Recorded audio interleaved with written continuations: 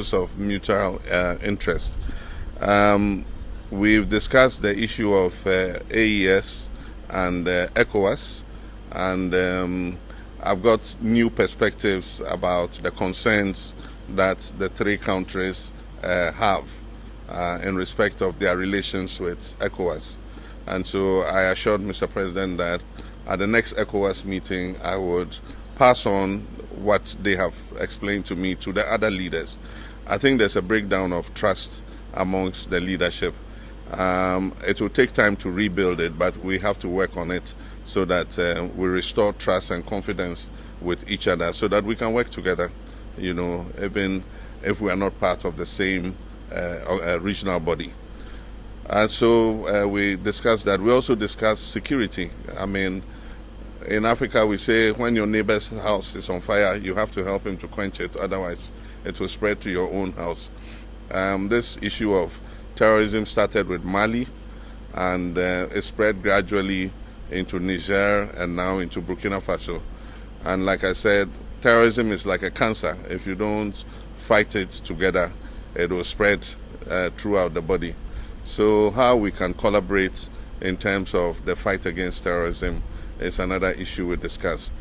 But then also we discussed the issue of our economic relations in respect of trade between our people, free movement of our people between our countries, and how we can improve the transit trade through Ghana for Burkina importers who bring their goods through Ghana to Burkina, how we can improve the transit corridor so that they're able to do that without any disturbance.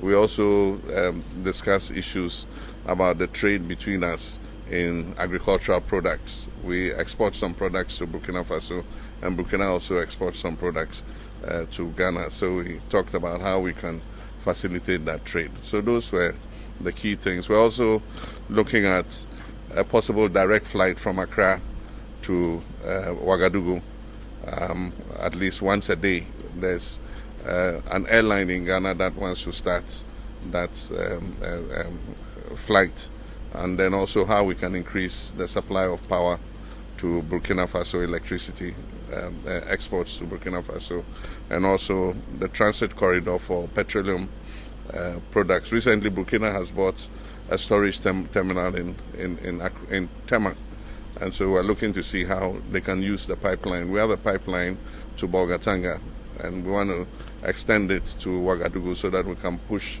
the fuel and diesel products through. And so these are mainly the issues we discuss. So discuss issues about the trade between us in agricultural products. We export some products to Burkina Faso, and Burkina also exports some products to Ghana. So we talked about how we can facilitate that trade. So those were the key things. We're also looking at a possible direct flight from Accra to Ouagadougou at least once a day.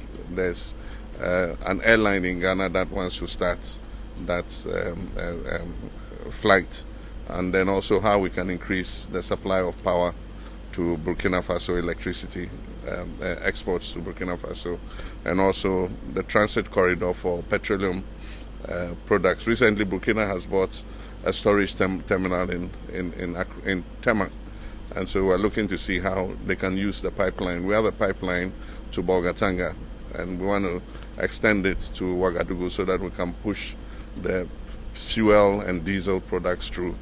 And so these are mainly the issues we discuss.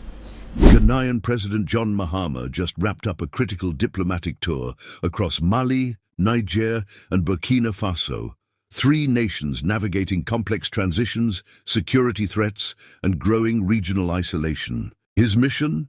To explore new pathways for cooperation in trade, security, and diplomacy. But what does this mean for West Africa's future? And could Mahama's visit signal a turning point for the region? Let's break it all down. From Accra to Bamako, Niamey to Ouagadougou, Mahama's meetings with regional leaders could reshape the dynamics of ECOWAS and AES and even influence global perceptions of the Sahel. To understand the significance of Mahama's visit, we need to unpack the regional context. Mali, Niger, and Burkina Faso have been at the center of political instability, with military juntas taking control in recent years. These countries have faced sanctions from ECOWAS, growing security threats from extremist groups, and more recently announced their withdrawal from the regional bloc itself. The political shifts have strained relationships with neighboring states and international partners, while security concerns, especially the spread of jihadist violence, have created a shared regional crisis. In this environment, Mahama's diplomatic experience and reputation as a mediator position him as a bridge builder. His visit comes at a crucial time when dialogue could either ease tensions or widen the rift. So why Mahama? Why now? John Mahama served as Ghana's president from 2012 to 2017, and his leadership during that period earned him respect across West Africa. He was known for advocating regional cooperation and playing an active role in ECOWAS. He's also no stranger to conflict resolution. He was ECOWAS's chief mediator during the Gambia's 2016 political crisis, helping negotiate the peaceful transition of power from Yahya Jammeh to Adama Barrow. This background made him an ideal figure to initiate discussions with the Sahel's military-led governments. One major topic on Mahama's agenda: trade. Mali, Niger, and Burkina Faso are landlocked nations heavily dependent on trade routes through coastal neighbors. Their withdrawal from ECOWAS, coupled with economic sanctions, has disrupted supply chains and hurt local economies. Reports suggest Mahama discussed ways to maintain trade flows, potentially through bilateral agreements with Ghana, Côte d'Ivoire, and other states willing to bypass ECOWAS sanctions. Could Ghana act as a trade lifeline?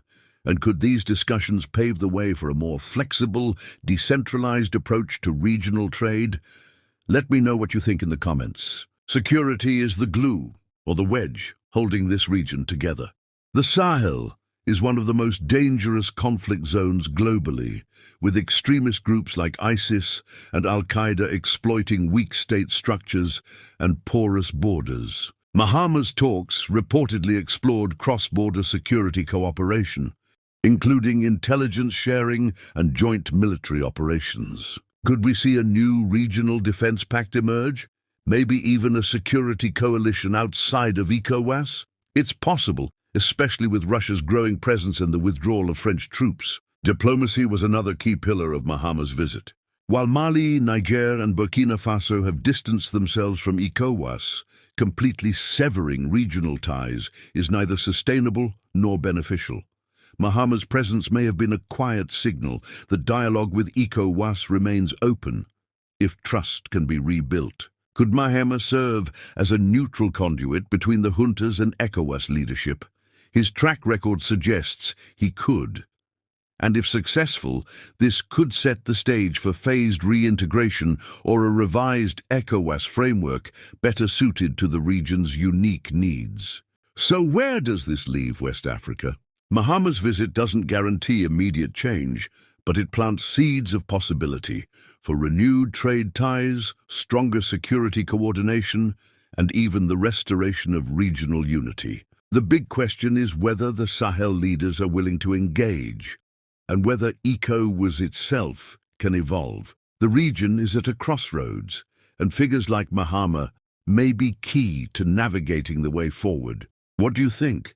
Is Mahama the right leader to kickstart regional healing? Could these discussions lead to real, lasting change in West Africa? Or are we looking at a deeper fragmentation of the region? Drop your thoughts in the comments below, and don't forget to like, subscribe, and hit the notification bell so you don't miss our next deep dive into global geopolitics.